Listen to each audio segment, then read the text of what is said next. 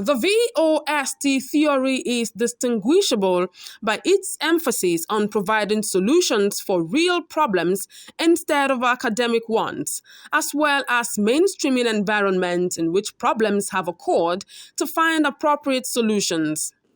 Accordingly, we shall rely on this framework to show that the inability of the Igbos to speedily comprehend and accurately respond to the emerging anti-Igbo sentiment in the years immediately sequel to the Civil War was largely responsible for the political and socio-economic dilapidation which they currently face in Nigeria. According to Harvard Reviews, the defunct Eastern Nigeria between 1954 and 1964 was the fastest growing economy in the world. It was growing faster than countries like China and Singapore, and this was evident in the number of businesses registered in Nigeria at the time, which amounted to more than 68,000 in the East compared to a little over 5,000 in the West and about 2,000 in the North. The Igbo resourceful spirit was palpable even during the war when Igbos locally refined petroleum, manufactured their own weapons, and practically withstood a better equipped Nigerian side for a grueling 3 years. According to Anile 2021, Igbo people also dominated the officer corps of the Nigerian army, whereas Northerners populated the junior ranks and non-commissioned officer NCO cadres. Similarly, Seolun 2009, cited in Annually 2021, opines that in the ethnic stratification of the officer corps, between 65 to 70% of the army majors were Igbo. These were some of the glorious heights that Igbos attained in Nigeria until the outbreak of the Nigerian Civil War of 1967 to 1970. Incidentally, the Igbos lost the war, and like any other conquered belligerent, the Igbo position in the Nigerian political and socio-economic firmament became precarious. The crux of the problem was the inability of the Igbos to quickly align their thinking with their rapidly changing environment by first understanding that regardless of whatever is said after any war, whether placatory or perfunctory, the fate of the vanquished is always in the hands of the victor. It therefore amounted to sheer delusion for a vanquished people to begin to expect an easy return to pre-war privileges and positions regardless of the preliminary gesture of forgiveness and acceptability that their conquerors made pretensions to offer. Thus, by promising reconciliation, reconstruction, and rehabilitation, the Gowon regime handed out a facade to the Igbos, which they immediately fell for, paving the way for an era of perennial Igbo expectations of equity from a government that appeared not to be too enthusiastic to accommodate a people that fought a war against it.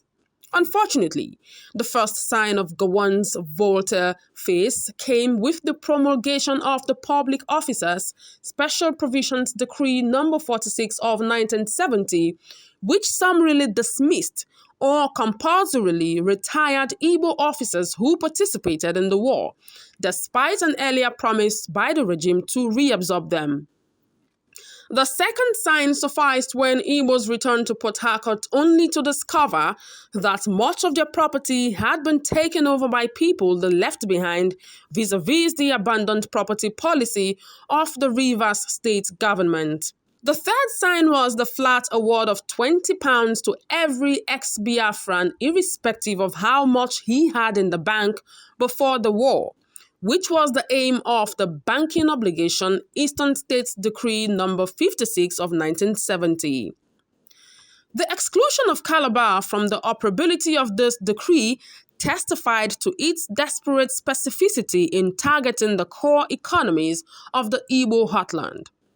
The fourth sign was the promulgation of the Nigerian Enterprises Promotion Decree of 1972, which ensured the economic empowerment of Nigerians who had enough money to invest in some of the country's critical enterprises, thereby alienating the Igbos whose £20 were useless in the face of such huge acquisitions.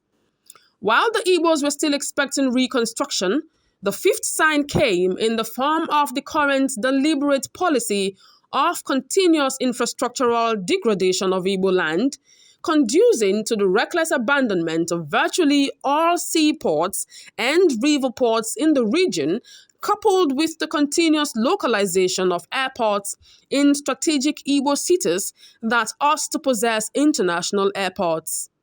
This is an addition to the effects of a quasi-federal constitution which placed the resources of the Southeast at the control of the federal government.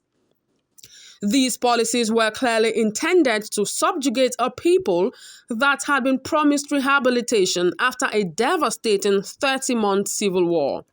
Unfortunately, rather than quickly appreciate the times and retreat to articulate the way forward, the Igbos continued with the illusionary sense of pre-war entitlement and privileges. To worsen matters, the Igbo political concept of Igbo, the Igbos have no king, proved to be highly injurious to any prospect of forging a common front in the effort to repel the emerging anti-Igbo political and socio-economic onslaught. Igbo meant that the Igbos could not queue behind any leader to speak for the people. It also meant the gradual erosion of the values of respect for the elders and leaders of thought, owing to the emerging assumption by many Igbo youths that anyone who was not responsible for their material sustenance was not worth their respect or loyalty.